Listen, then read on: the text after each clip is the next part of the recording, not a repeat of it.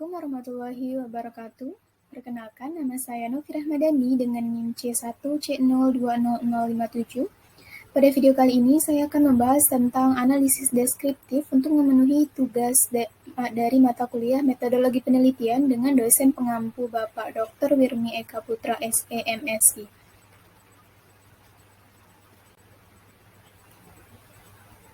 Baiklah, untuk materi yang pertama yaitu merupakan definisi dari analisis deskriptif. Nah, analisis deskriptif ini adalah merupakan suatu metode yang berfungsi untuk mendeskripsikan atau memberikan gambaran terhadap objek yang diteliti melalui data maupun sampel yang telah dikumpulkan sebagaimana adanya tanpa melakukan analisis dan membuat kesimpulan yang berlaku untuk umum.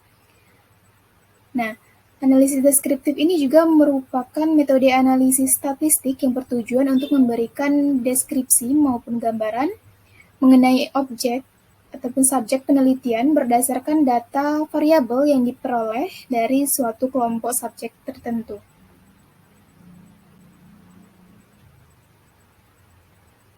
Yang selanjutnya itu adalah langkah dari analisis deskriptif ini. Yang pertama yaitu melakukan perumusan masalah, yang kedua yaitu menentukan jenis informasi atau data, yang ketiga yaitu menentukan prosedur pengumpulan data, yang keempat melakukan pengolahan data, dan yang terakhir melakukan pengambilan keputusan berdasarkan hasil analisis data.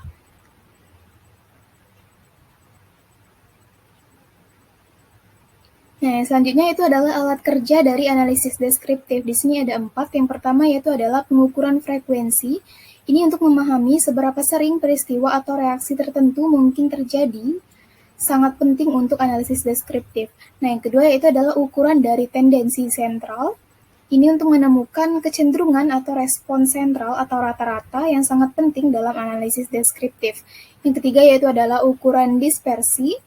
Ini untuk memahami bagaimana data tersebut didistribusikan di seluruh rentang yang sangat penting. Dan yang terakhir yaitu adalah ukuran posisi. Di sini untuk menemukan lokasi nilai atau tanggapan mengenai hal-hal lain yang beraspek pada dari analisis deskriptif.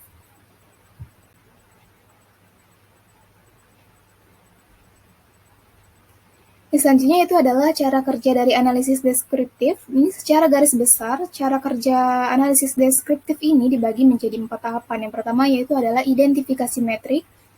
Ini dilakukan untuk mengidentifikasi metrik yang ingin diukur. Nah, tiap perusahaan ini pasti memiliki tujuannya tertentu dalam suatu periode.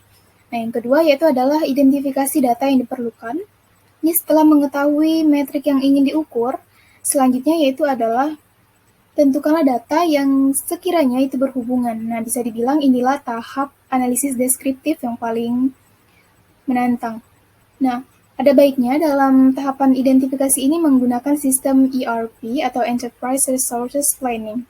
Yang ketiga yaitu adalah ekstraksi data.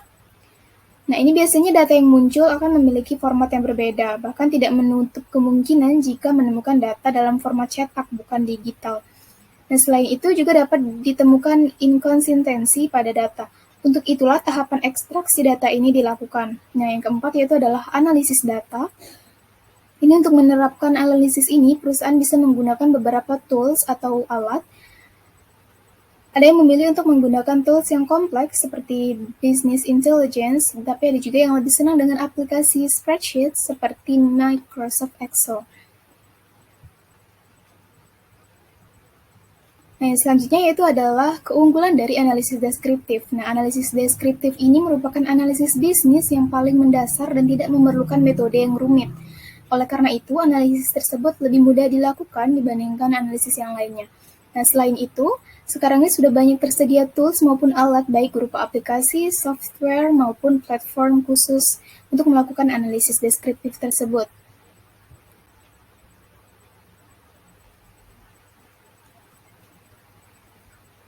Nah, selanjutnya itu adalah definisi dari metode deskriptif.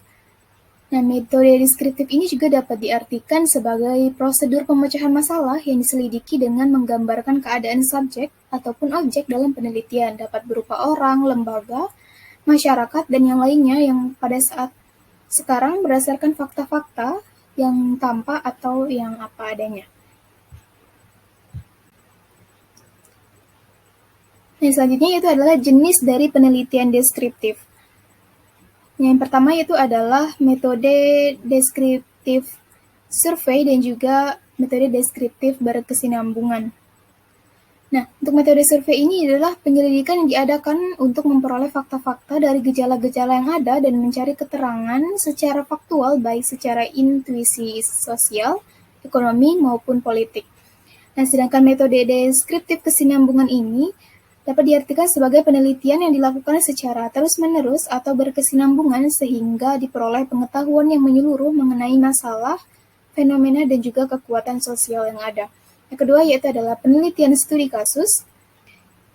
Ini memusatkan diri secara intensif terhadap suatu objek tertentu dengan cara mempelajarinya sebagai suatu kasus. Dan selanjutnya itu adalah penelitian analisa pekerjaan dan aktivitas. Ini merupakan penelitian yang ditunjukkan untuk menyelidiki secara terperinci aktivitas dan juga pekerjaan manusia yang ditunjukkan untuk hasil penelitian tersebut yang nantinya akan dapat memberikan rekomendasi-rekomendasi untuk keperluan di masa yang akan datang. Dan selanjutnya itu adalah penelitian tindakan atau action research. Ini berfokus pada penerapan tindakan yang dengan tujuannya meningkatkan mutu atau memecahkan permasalahan pada suatu kelompok subjek yang diteliti. Dan selanjutnya itu adalah penelitian perpustakaan.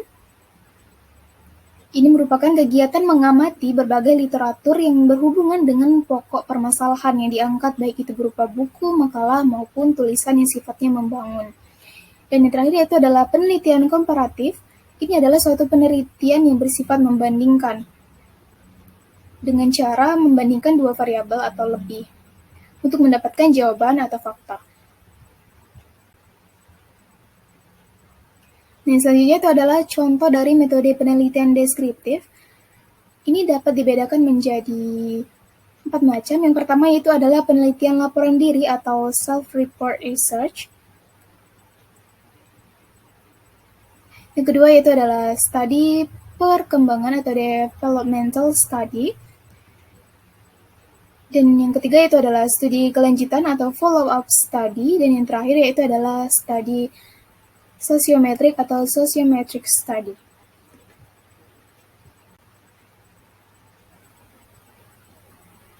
Baiklah, sekian materi dari saya mengenai analisis deskriptif. Mohon maaf bila ada kekurangan dalam penjelasan materi maupun materi yang kurang jelas.